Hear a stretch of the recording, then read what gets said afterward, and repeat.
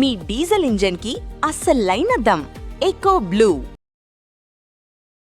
బంగారం ధరలు మరోసారి నేల చూపులు చూస్తున్నాయి. ఒకే రోజు పెద్ద ఎత్తున ధరల పతనం జరిగిందనేది సమాచారం. సో ఎంతవరకు పడ్డాయి, ఈ డౌన్ ట్రెండ్ ఎప్పటి వరకు కొనసాగుతుంది, విశ్లేషించే ప్రయత్నం చేద్దాం. మనతో పాటు బిజినెస్ అనలిస్ట్ ప్రభు గారు ఉన్నారు. ప్రభు గారు నమస్తే. నమస్తే అండి.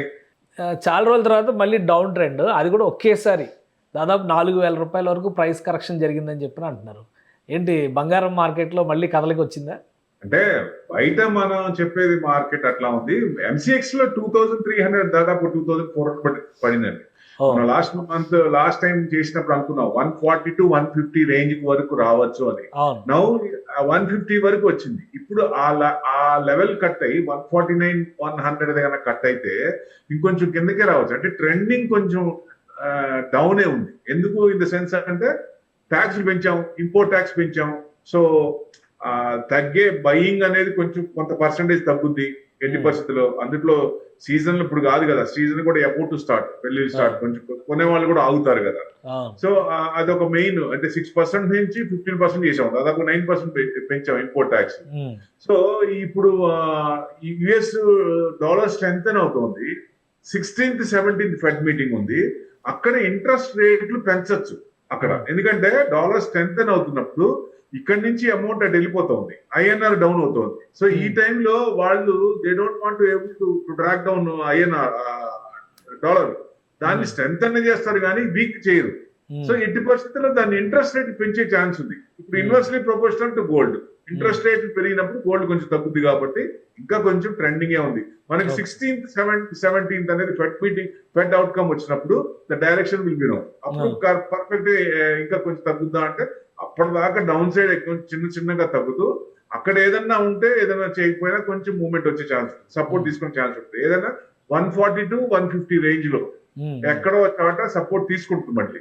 అంతకు మించి 140 నుంచి కిందకి రాకపోవచ్చు అని, 140-500 నుంచి కిందకి రాకపోవచ్చు అని ఉద్దేశం. ఎందుకంటే అనుకున్నాం ఆ రేంజ్ వరకు పడుతుంది, ట్యాక్స్ పెంచారు కాబట్టి అంతవరకు రావచ్చు అనేది ఎక్స్పెక్ట్ చేసాం. సో ఆ లెవెల్ వరకు వచ్చింది. అంతకు మించి పడుద్దా అంటే ఏదన్నా కంట్రీస్ ఇప్పుడు ఎక్రూడ్ చేసిన గోల్డ్ సెంట్రల్ బ్యాంక్స్ ఎక్రూడ్ చేసిన వాళ్ళు ఏదన్నా అమ్మితే, అంటే వాళ్ళు ఇప్పట్లో ఎవరు అమ్మరు కదా. కానీ స్ట్రైట్ ఆఫ్ హార్మూజ్ ఓపెన్ అవ్వట్లేదు, వారు ఏమో ఎస్కలేట్ కావట్లేదు, సీజ్ ఫైర్ లోనే ఉంది, అసలు పూర్తిగా వారు ఆగట్లేదు, అది ఎక్స్టెండ్ అవుతూనే ఉంది.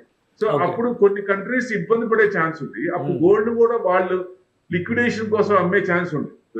రష్యా వారు కంటిన్యూ చేయడానికి యుక్రెయిన్ మీద అమ్ముతోంది. వేరే కంట్రీస్ కూడా చిన్న కంట్రీస్ కూడా ఇబ్బందులు పడ్డవాళ్ళు కొంచెం అమ్ముతారు కదా. అందుకని ట్రెండ్ డౌనే ఉంది కానీ పెద్ద స్ట్రాంగ్ ఇప్పుడు లేదు. ఎందుకంటే ఈ సంవత్సరం గోల్డ్ అట్ట పెరగదు. జనరల్ గా లాస్ట్ 2 years పెరిగినట్టు ప్రతి సంవత్సరం కూడా అంత పెరగదు. సో ఇప్పుడు 1 to 2 years కన్సల్టేషన్ మోడ్ లో విత్ వాలటాలిటీ, ఎక్కువ వాలటాలిటీతో కన్సల్టేషన్ మోడ్ లోనే ఉంది. తర్వాత కానీ మూవ్మెంట్ రాదు. ఎందుకంటే లాంగ్ రన్ నేను స్టిల్ కొంచెం బులిష్ అంటాను. ఎందుకు అంటే ఫారెక్స్ రిజర్వ్స్ లో గోల్డ్ పర్సంటేజ్ పెంచుతున్నారు, ఎందుకంటే డాలర్స్ తగ్గించి. అది ఒక 10% జరిగింది, అది ఇంకొక 10% జరిగితే, సో అది కనుక ఇప్పుడు వాళ్ళందరూ ఏం చేస్తారు, మంచి రేట్ లో దొరుకుతుంది, కొంచెం ఆగుదాం, తగ్గుతుంది కదా, 160 నుంచి 150కి వచ్చింది. సో ఇప్పుడు ఇంకొంచెం ఏమైనా తగ్గుతుందా చూసుకొని చిన్నగా కొంట మొదలు పెడతారు వాళ్ళు. సో తక్కువ దొరుకుతుంది కాబట్టి సెంట్రల్ బ్యాంక్స్ అన్ని. సో అట్లా అప్పుడు వాళ్ళు కనుక పర్సంటేజ్ పెంచినప్పుడు మేబీ 10% చేశారనుకున్నప్పుడు అప్పుడు మళ్ళీ గోల్డ్ కొంచెం పెరిగే ఛాన్స్. ఈ డౌన్ ట్రెండ్ సార్, ఇప్పుడు ఈ డౌన్ ట్రెండ్ కన్స్యూమర్ కి కూడా వెళ్ళే అవకాశం ఉంటుందా, లేదంటే ఓన్లీ పైన మార్కెట్లోనే సరిపెట్టేసే ఛాన్సెస్ ఉంటాయా? అంటే మీకు ఇప్పుడు ఎంసీఎక్స్ రేటు నేను 1,50,000 చెప్పాను. దీనికి జిఎస్టీ లేదు, బయట జిఎస్టీ ఉంటుంది, ప్రీమియం ఉంటుంది. షాప్ గోల్డ్ కూడా ఒక రూట్ అనాలిసిస్ రావాలి, అంటే స్ట్రింజెంట్ రూల్స్ రావాలి. ఎందుకంటే షాప్ కి డిఫరెంట్ ఉంటుందండి. మనం ఒక షాప్ కి వెళ్ళి అడిగితే, పక్క షాప్ లో వెళ్ళి అడిగితే 500 డిఫరెన్స్ ఉంటుంది గోల్డ్ కి. అంత తేడా ఎందుకు ఉంటుందో తెలియదు, ఎవరి ఇష్టం వాళ్ళది అన్నట్టు ఉంటుంది. ఎందుకంటే ఇంటర్నేషనల్ బయట నుంచి తెప్పించుకుంటాం కాబట్టి ఆ డిఫరెంట్ కొన్ని అనేక రకాలుగా తెప్పించుకుంటుంటారు గోల్డ్. సో అందుకని వాళ్ళ కుషన్ ప్రకారం చేస్తా ఉంటది.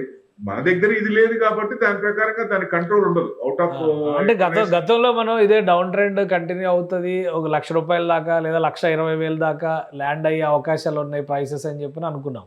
అటువంటి సినారియో ఏమన్నా మళ్ళీ జనరేట్ అవుతుందా మార్కెట్లో?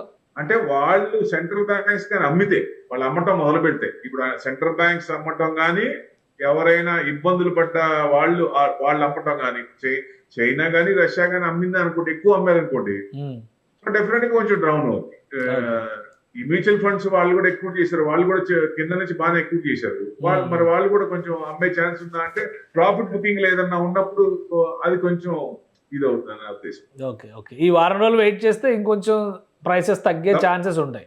ఛాన్స్ 1,49,100 అనుకోండి, 1,49,000 అది గనక కట్ అయితే మేబీ ఇవాళే కట్ అవ్వచ్చు, చెప్పలేము.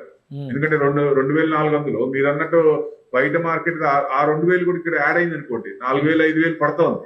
సో సాయంత్రానికి అది కూడా రావచ్చు కదా కిందకి. సో అంటే లెవెల్స్ 149,100, తర్వాత 145,600, అది కట్ అయితే మీకు 143,200, అవి కట్ అయితే మనం 140 దాకా అనుకున్నాం లోయెస్ట్ అంతవరకు రాకపోవచ్చు. మేబీ నేను అనుకోవటం 140 to 150 రేంజ్ లోనే ఎక్కడో వచ్చాడు సపోర్ట్ తీసుకుంటాను, ఎందుకంటే కంటిన్యూగా పడదు ఎప్పుడు. సో మధ్యలో కొంచెం గాలి పీల్చుకుంటది కాబట్టి కొంచెం పెరిగే ఛాన్స్ ఉంది కన్సల్టేషన్ మోడ్ లో. మళ్ళీ మేబీ 160 to 163 ఆ రేంజ్ లోకి వచ్చి మళ్ళీ కొంచెం డిప్ అవుతుంది, ఎందుకంటే ప్రాఫిట్ బుకింగ్ రీటెస్ట్ అయినప్పుడు మళ్ళీ అక్కడ కొంటారు కదా. అవును అవును.